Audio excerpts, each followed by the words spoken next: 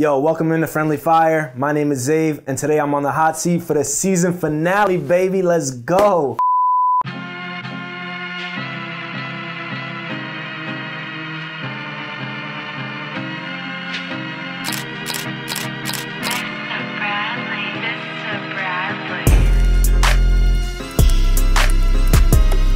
Yo, season finale of season 2 of Friendlyfire. Hey. We are excited to bring y'all a wonderful episode. But before we get into that, I want to give a quick shout out to the man behind the camera, Carl.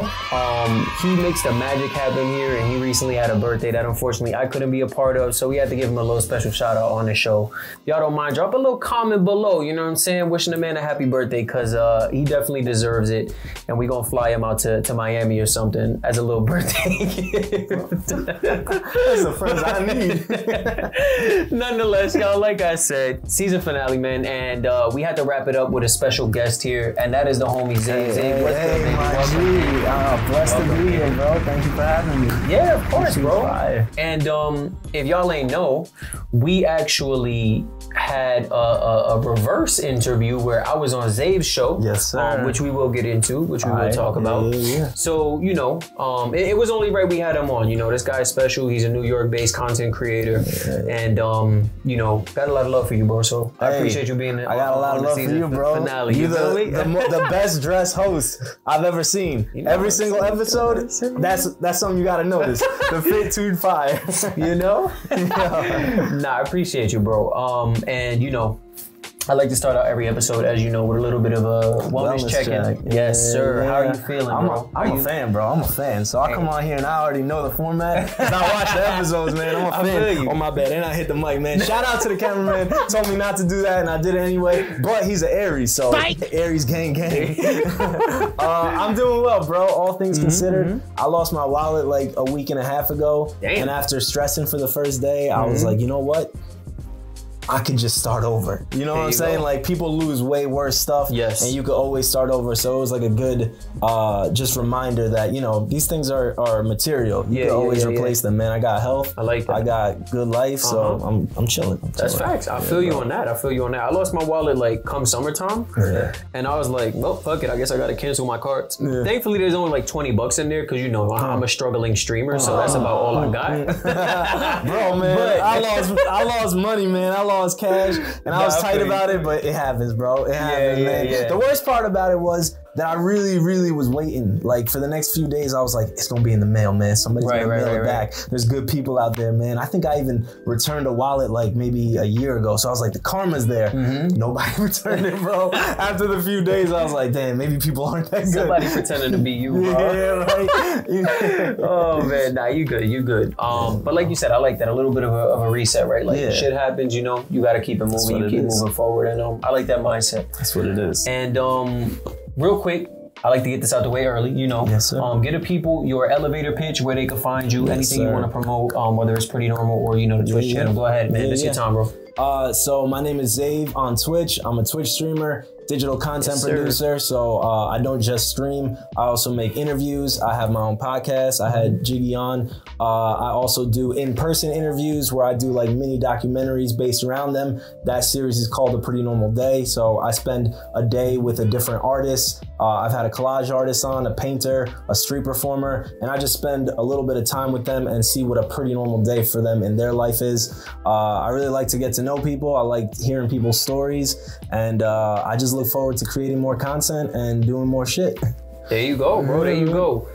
As y'all know, everything's gonna be down below, so go follow the homie. I promise y'all it is worthwhile. I spend a lot of time in the homie stream, you know, whether he's doing the interviews, you know, or like you said, the digital content that you're producing. It's all phenomenal, man. So I promise y'all it's definitely worth it. So I want to start out with a little bit of a fun fact. I didn't know this, okay? Yes, sir. And I didn't know you were a collage artist, bro. Yeah, a little bit, man. Yeah. You gotta think, like, at what point do you do it enough that you could call yourself that, right? Right. So, like, sometimes I ride a bike. I don't know if I'm a biker. Nah, I do a little bit of collaging, and mainly because it's real therapeutic. It feels good to just cut stuff and rip it apart and then put it together. And I knew this really great collage artist, Luis Martin, who is like the Jay-Z of collaging, bro. He does collaging every single day and he's so good at it, man. He makes one every day, whereas me, it takes me like a couple weeks to just get one done. But really it was just cutting stuff up, putting it together. In time, with everything else that I was doing, I decided I wanted to make that kind of like the merch, because I didn't want the merch for whenever I did merch to just be like me having a logo and then throwing it on like shirts or hoodies or stuff like that. Not that there's anything wrong with that, but I didn't want that to be what I was doing. I wanted it to be, if it was a shirt, that somebody could wear it even if they didn't know I was a streamer. Even if they didn't know like, yo, that's a streamer's merch or that's like a YouTuber's merch. It could just be like a fire shirt that they wore just like in their normal day. So I decided to start taking the collage art that I was doing and putting it into like shirts, hoodies, stickers, posters. I actually brought some too. There you go. I was gonna say, a little birdie told me. Can you show the people? Maybe give us a little story, a little inspiration, you know? Yeah, bro. So basically, you know, I just be looking at stuff and then throwing it together, and there's no inspiration at all, man. I like trippy stuff, man. So like right here you got what I think are orangutans, and they in space with a bunch of like crazy looking stuff in the background. I love the colors and stuff. And so those are all from different pieces of sort of source material, right? Exactly, bro. So different things. Right here, you got the eye of, this is like an alligator or a snake. I can't remember what it was. Little reptile. But yeah, man, and I really liked the holographic cards, bro. Like if you ever play Yu-Gi-Oh or Pokemon, man, like I love the holographic stuff. So these, like, if you like kind of move them, they got like a holographic effect to them, bro. So yeah, man, these are dope. I enjoyed doing it. I enjoyed, you know, I like art, but I'm not a good painter, man. So like when you like doing something, you find a way to do it in your form, bro. So, you know. So let me ask you a quick question. These look like they're sort of, these look like poster material, right? Sort of poster format. So when you do the collage, do you get, like, how do you make this sort of final into this creative? Yeah, man. So I'll either cut stuff up or I'll find stuff on like you know, on Wiki Commons or anywhere online that I can find images. I cut them, whatever. I'll take pictures of them.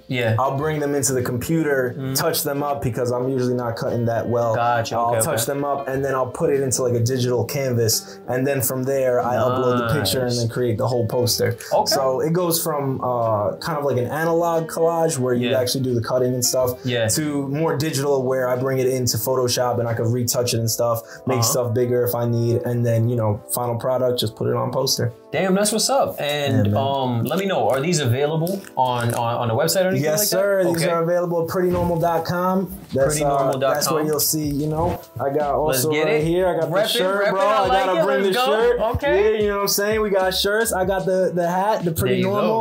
Pretty Normal Productions. That's what it is. Pretty Normal Productions. All the merch, all the collages available online. So Pretty Normal Productions, right? Yes, sir. How did it come about, and like what is the idea behind it, right? So obviously creativity, you know, artwork and everything like that. You know, a pretty normal day, as you mentioned, you know, kind of spending time with artists. But just talk to me a little bit about like PNP. Yeah, man. It started off with a podcast, actually. So it was originally a podcast where I was just interviewing different people. It was called Pretty Normal Podcast because the idea of it was that it was just another, you know, there's a lot of podcasts out there. This was another podcast, but it was with my spin, with my personality, which I always believe when it comes to streaming, when it comes to YouTubing, when it comes to any type of content creation, you're never gonna be the first to do it. There's always gonna be other people that do it, but your personality really dictates how it comes across. So like, you might not be the first streamer, but people will come to you because they just like your personality. So, you know, it might have just been another podcast, but it had me hosting it with my types of questions, the type of guests that I found interesting. So, which I think is what gave it its flair. After that, like I said, I just really like talking to people. I really like meeting interesting people that are like passionate about things. People that like, when you talk to them, like you could give them the microphone and they go off. Like, you know, as a host job, you know, you do your research and everything that comes beforehand. But once you have them on here and they're talking about the things that they love, man, some people just don't stop. So that was the beauty of it. Just finding people that were super, super passionate about the things that they did and talking to them. And from there, it just kind of created an umbrella of like, I started doing it with visuals, with video. and just doing like mini documentary type things. Yeah. And hopefully it keeps growing. Yeah, there you go. I think one of the things you touched on that, like I definitely agree with audiences. As a host, I think your job is to position, right? Your job is really just to position the guest. I mean, like y'all not here for me theoretically. You know what I'm saying? You're here to learn about Xave, to learn about the previous guests, and like as a host, like you said, your job's to research. Yeah. Kind of put that guest in position to speak about things that are important to them, about things that are, you know, kind of they're doing, like things like that. So I definitely feel like a lot of that similarity, right? Like, and it also makes my job easier. Like the less I talk, the better the episode is. You feel me? When you have a guest that can just talk, man, it makes it easy because they're just like, go. Yeah, them, like you said, give them the direction, like point them where to go. Exactly. And just let them go. Exactly, 100%. And you know, you do stream on Twitch as well. So a couple of questions with that, right? I think the first one is, do you look at Twitch? And that's how I know you, right? So audience, I know Xave through the interview, you know, but through actually a mutual friend, maybe. Shouts out to you.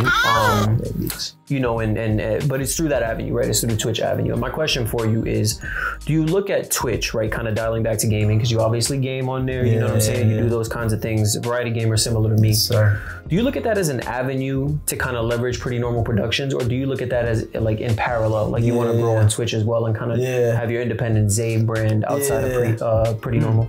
No, that's a fire question, bro. Honestly, man, the gaming and the streaming on Twitch started because I needed like a different outlet from the podcast. The podcast was its own thing. It started covering like a niche set of topics. And like I said, you give the mic to somebody else and you're getting more out of it. They're the ones that are doing most of the talking. So if you really want to grow yourself, sometimes it's hard to show the audience like who you are, because you're really just giving a stage and a platform to other people. So I started doing the gaming as a way to just be able to relax, not have to like do so much research about stuff. Like I would do an interview and then I would go on and I would game, and I would just literally just play games. And that would be like my downtime. I was like, yo, I'm just chilling, because at first you're not talking to anybody. You're just talking to yourself out there, or if you got a significant other or a couple friends that you know will spend their time watching you fucking play games. There's the dog days. Bro. You pass that shit, man. Hopefully. You're growing. And it was just a means of literally like, I want to play games. I grew up playing games, man. Big shout out to GameCube. Shout out Super Smash Brothers. There you go. All that. And it was just a way to literally just relax, tell the audience a little bit about myself, as opposed to giving a platform where they could listen about somebody else's story. They could hear my story.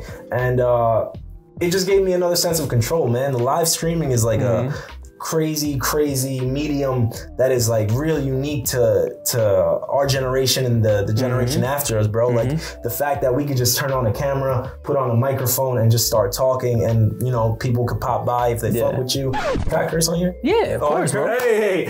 You know, if people rock with you, they can just like hang out with you, ask you questions, and it's just more direct than I love the editing, I love filming and all that, and but it's a different aspect, bro. Yeah, like, for sure. Audience, for those of y'all who like don't stream and y'all wondering what it's like, I would say YouTube and like post-edit content is like Hollywood, and streaming is like Broadway, bro. If you fuck up, that's in 4K right in front of you. So like, it's that's all a good live. Analogy too. Yeah, like it's all live. You know what I'm saying? But the YouTubes, man, like I'm really a fan of when you could tell that things were like, they put time into this, man. And like, that's what kills me about TikTok. It's like, the format is 1 minute, man, and like it's so hard to get like a real good message into 1 minute. Like you could do it, bro, but like I'm on Netflix watching documentaries that are like series, bro, like in multiple episodes where you could tell like, damn, this is developing. Whereas TikTok is like, man, they want you in that 1 minute. We come from the generation of a short attention span, y'all. Yeah, bro. No offense to any of y'all, but you mother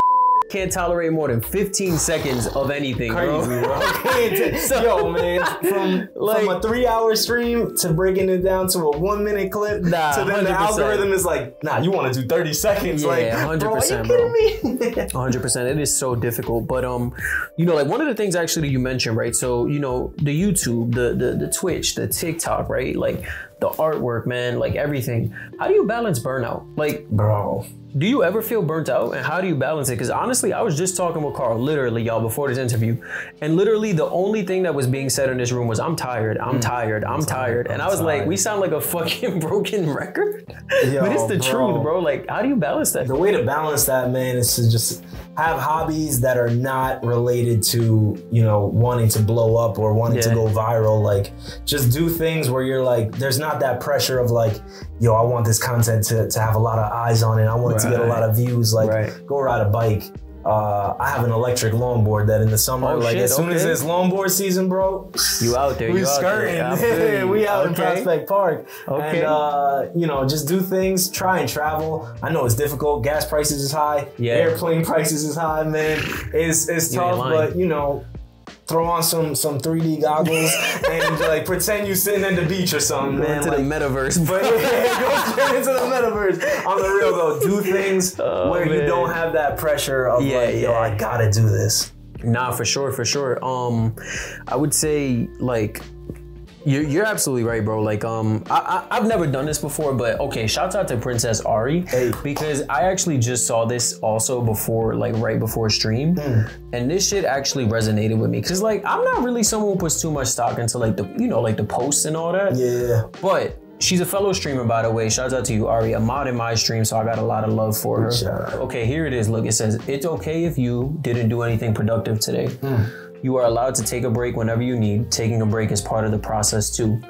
Go easy on yourself. It's just a bad day. Tomorrow you will shine again. Yeah, bro. Focus on one thing at a time. Distraction might block your productivity. That's a big one for me, bro. I get overwhelmed when I think about the 10 things that I gotta do.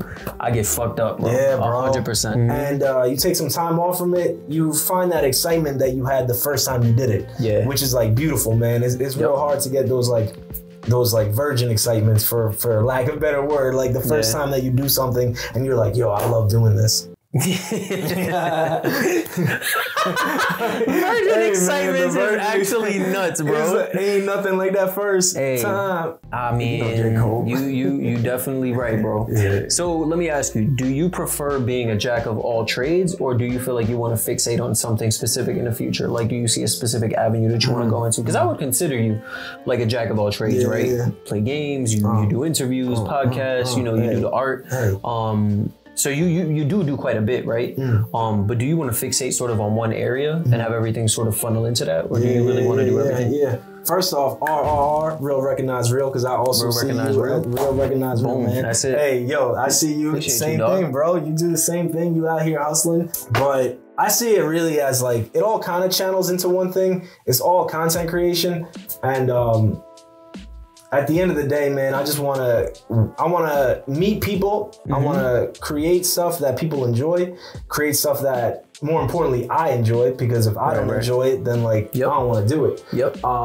And you know, between the interviews, I think I've come to that good place where like, so I used to do the podcast and then the gaming, that was separate. And then I was trying for the longest time, like, yo, how do I merge these two? And then I started doing the interviews on Twitch, and I was like, yo, I could just do live podcasts. So now, you know, between the gaming, between the interviews, between anything else that we do, video reaction streams, like it all comes back to like, that's the hub right there. So like, go to the YouTube and you will find different work. You'll find my work where I interview people on the streets. You'll find my interviews that are like online, and then you'll also find some like clips and some memes and stuff from when I do gaming streams. Like, there's one hub and there's a little bit of something for everybody. Nah, and, I feel you, like you said, the umbrella, the nucleus, and then everything kind of, oh my God, that's all from that. I like that.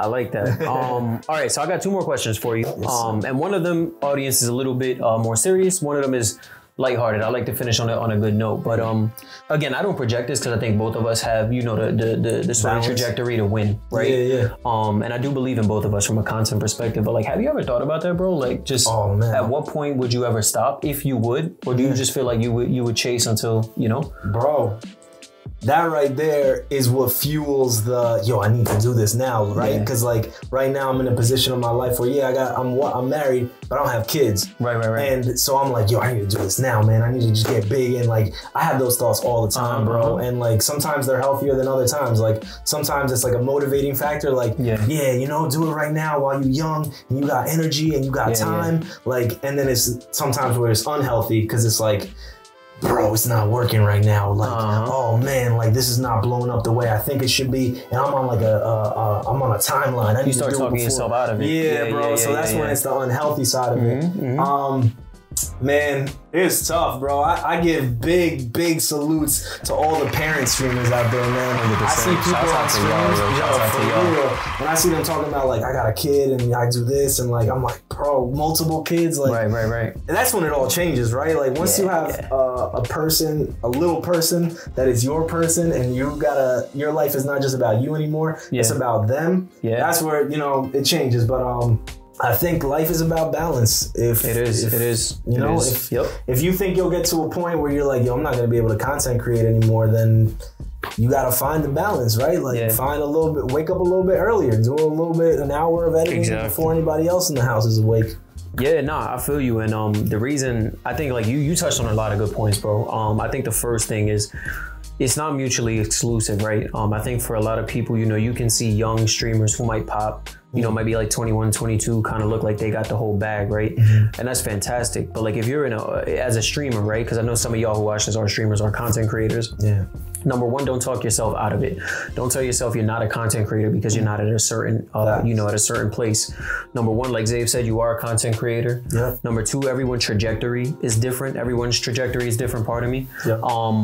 You know, look at business. There's people who blow up at 40. People who make millions at 40. There's people who make millions at 20. You know what I'm saying? Like, there's no roadmap for it. No roadmap. And also, like, again, they're not mutually exclusive. You can have a life and still create. You can still be creative. So just a little bit of encouragement for y'all, because like for me, like I said, I fall into sometimes doubt as well. Of course, like, damn, bro, I'm 27. You know what I'm saying? Like, when am I gonna have a kid? Like, am I gonna be able to pursue? But like, it's impossible. You know, like, that's such an unhealthy mindset, because then you're just projecting things that you don't know. You're projecting things you don't know. There's no way to predict that. You just gotta focus on, you know, what's within your control and think about it that way, y'all. And all you can control is making it, putting it out, and then whether people see it or not is, you know, sometimes out of like any controls that you can do.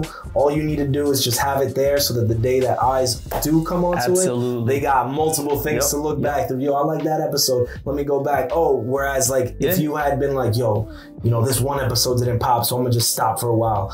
One day somebody comes and watches it. Yo, I really like this. Is there anything more?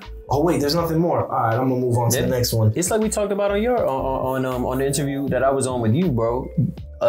It's like a resume. You gotta build your resume, bro. You gotta build your resume. You don't want that resume clean up. If your shit is light, you're not gonna get anywhere. No, exactly, bro. And then also like, where you start heading to is like comparisons. Like never fall into the comparisons, right? Never be like, yo, I saw this person put out this content and they was getting mad views on it, but I thought that shit was trash. Like, like compared to, why aren't people liking my stuff? Like, that's real unhealthy, bro. Like, because everybody has that different roadmap, that different trajectory, that different start point. Some people start with bigger followings already. And there's nothing you can do, bro. Like, yo, you know how many times I've been like, man, why wasn't I doing this as soon as I got out of high school? Because I had more friends then, right? The further and further away you get from school, the less you get in touch with people, mainly because people have lives and stuff, and that's nobody's fault. But I was like, yo, why didn't I do this immediately after high school when people knew me? I would have more, but like, you can never think like that, bro. Life has its time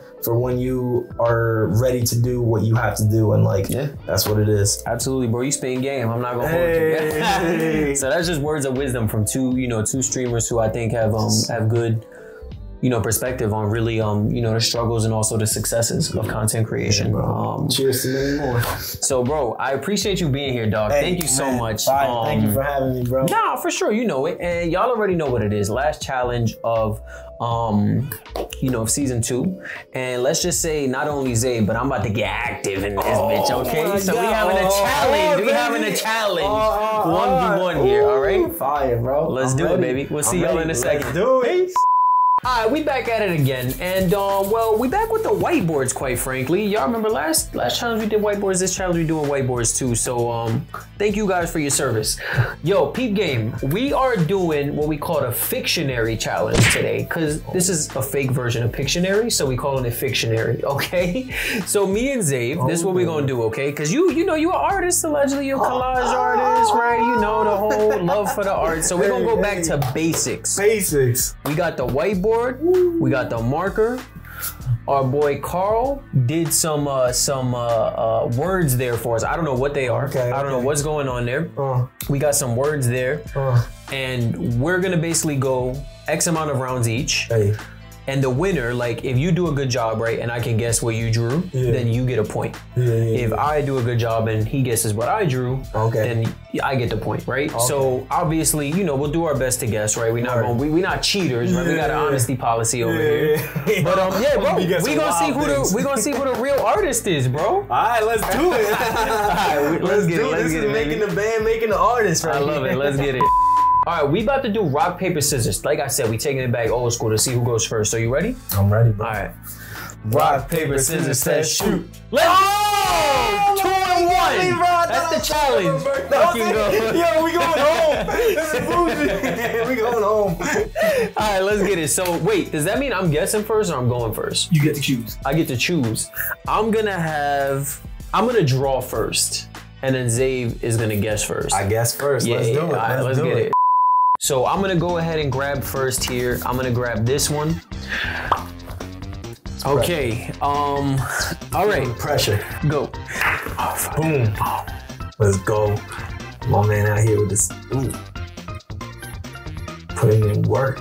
So here's my drawing. Oh my God, what we about to guess? Do you know what this is? Bro. The Karate Kid? No, not the Karate Kid. Okay, this is Ryu from Street Fighter. Bro, that's like the Karate Kid grown up. All right, you go grab one. You do your thing whenever you're ready. All right. Go.